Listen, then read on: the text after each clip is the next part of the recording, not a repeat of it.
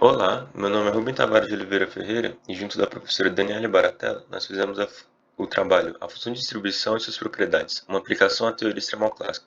Mas antes de falar da função de distribuição, precisamos definir um espaço de probabilidade, que é um trio formado por um espaço amostral, uma sigma-álgebra de eventos e uma medida de probabilidade.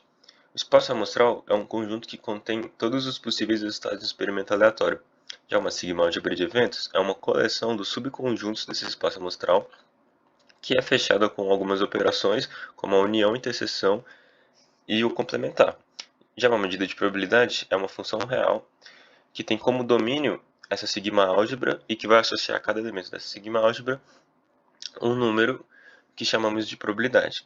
Também, uma variável aleatória é um característico numérico do resultado de um experimento. Então, a função de distribuição de uma variável aleatória ela é definida como a probabilidade que essa variável aleatória assuma um valor menor ou igual a x, x sendo um número real. E toda função de distribuição tem essas quatro propriedades, que são: a função de distribuição sempre está entre 0 e 1, ela é não decrescente, o limite pela direita é igual ao valor no ponto, o limite em menos infinito é igual a 0 e em mais infinito é igual a 1. As propriedades 1 e 2 elas decorrem diretamente das definições de espaço de probabilidade. A propriedade 3, nós vamos analisar uma sequência de números reais decrescente e que converja para um valor real A. Então, nós vamos ter uma sequência de conjuntos, onde o primeiro contém o segundo, que contém o terceiro e assim por diante. E o limite desse conjunto vai ser esse outro. Então, pela continuidade da probabilidade, nós vamos ter o resultado que procurávamos, que é o limite pela direita é igual ao valor no ponto. A propriedade 4 tem uma demonstração análoga à demonstração da propriedade 3, então nós vamos omitir. O que é uma distribuição extremal? Se nós tivermos uma sequência de variáveis aleatórias x1, x2 até xn, que elas sejam independentes, ou seja, uma não interfere na outra, e que elas tenham uma mesma distribuição f, quando formos analisar o valor de Zn, que é o máximo do valor observado nessa sequência, para um n grande, o que vai acontecer com essa função Zn, com essa variável aleatória Zn? Então, a probabilidade de que Zn seja menor ou igual a x, ela vai ser f elevado a n de x. Porém, quando fizermos isso com o limite de n indo para infinito, isso vai resultar numa função de distribuição degenerada, que não nos dá informação nenhuma. Então temos que criar uma nova variável aleatória, que vamos chamar de Zn estrela, contando com essas duas constantes reais, a n e bn.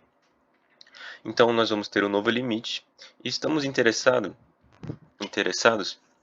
nas condições de AN e BN e da própria f para que a função gerada por esse limite seja uma função de distribuição não degenerada. São essas questões que são estudadas pela teoria extremal clássica.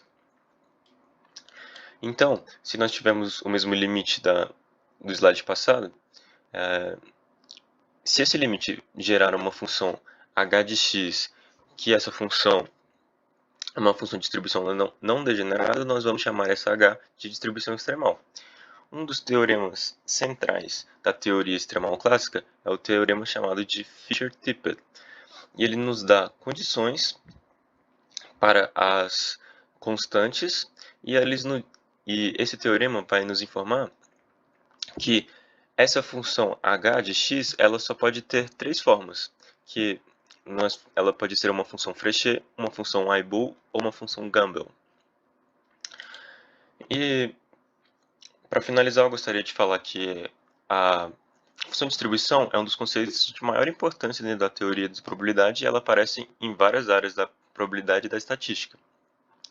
E ela aparece inclusive na teoria extremal clássica, que é uma outra área dentro da teoria da probabilidade, que ela vai servir para estudar a ocorrência de eventos que sejam extremos, que acontecem com uma baixa prevalência, mas que podem causar um impacto muito grande, como terremotos, enchentes e muitas outras coisas. E ela pode ser aplicada em vários outros domínios da ciência e da matemática. Aqui eu deixei duas referências que são aplicações tanto ao mercado financeiro quanto à biologia da função de distribuição. É isso. Muito obrigado. Tchau, tchau.